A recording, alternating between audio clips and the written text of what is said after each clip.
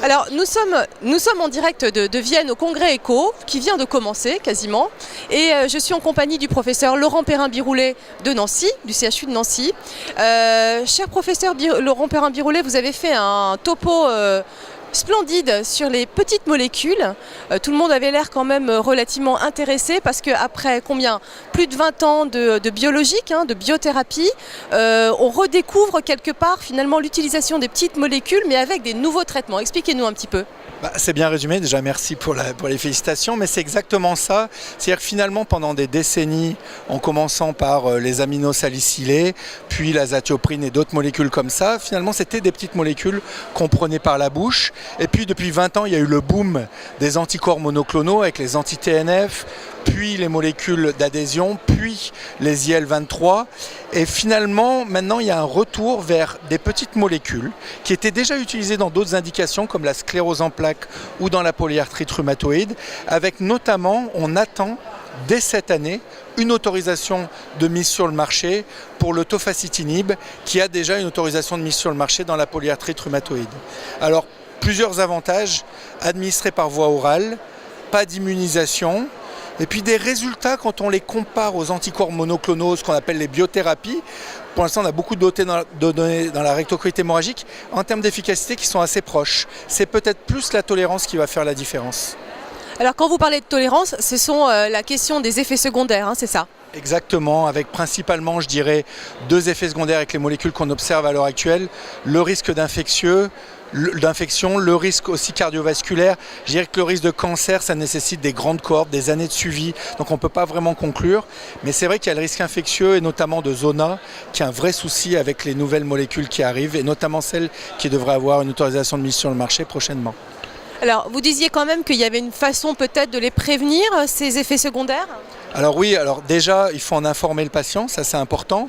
Aussi, on peut faire des prises de sang, et quand on voit que le taux de lymphocytes est en dessous de 750, on sait que le risque est beaucoup plus élevé. Et puis bien entendu, la troisième chose qu'il va falloir faire, c'est que c'est ces patients qui sont candidats à un traitement qu'on appelle anti-JAK, il va falloir aussi les vacciner pour pouvoir essayer de diminuer le risque de telle infection. Alors, il y a aussi un autre avantage, vous disiez, c'était la façon avec laquelle on pouvait retraiter le patient. Oui, parce qu'en fait, ce qu'on se rend compte, c'est même si on peut retraiter avec les anticorps monoclonaux tels que les anti-TNF, quand même quand on arrête et qu'on retraite, il y a toujours un petit peu d'immunisation et on perd des patients. Là, on a vraiment l'impression qu'il y a deux avantages. Comme il n'y a pas d'immunisation, on a l'impression qu'une fois que le patient a répondu, quasiment dans le temps, on n'en perd pas beaucoup de patients. Et puis quand on arrête et qu'on retraite, comme ça n'immunise pas, le corps ne réagit pas contre cette molécule, ça remarche à nouveau comme ça marchait avant. Donc c'est quand même un avantage quand on traite des patients de 18 ans à 70 ans, quoi. Et puis alors, il y avait une dernière diapositive dans votre topo que je trouvais intéressante, c'était cette diapositive sur les perspectives. Alors, les perspectives, c'est d'abord finalement comment, dans la stratégie thérapeutique, on va trouver une place pour ces traitements. Je dirais que malheureusement, une note un petit peu pessimiste au niveau français, c'est qu'on a eu quelques petites déceptions les dernières années, notamment avec l'Antivio et le Stelara. On sait que maintenant, on nous a demandé de les prescrire, notamment d'être remboursés, pas d'être prescrits, mais d'être remboursés uniquement en cas d'échec des anti-TNF. Ce d'autant que les anti-TNF marchent bien et qu'il y a les biosimilaires, donc ils coûtent de moins en moins cher. Donc en France, il va probablement toujours falloir passer par cette case-là, tant qu'il n'y a pas des essais qui comparent directement les molécules, mais que l'industrie fait très peu, même si ça commence à arriver.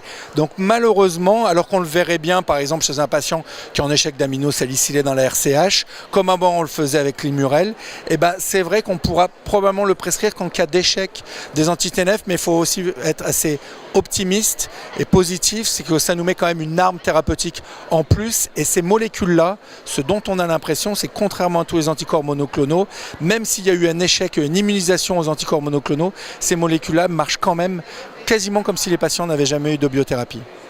Dernière chose quand même, la question de l'adhésion au traitement. Alors le problème d'observance, c'est un problème majeur. On le sait qu'avec les aminosalicylés et l'azatioprine, après plusieurs années, on perd beaucoup les patients. On a même des taux des fois de 5 à 10% de patients qui prennent leur traitement. Pourquoi ?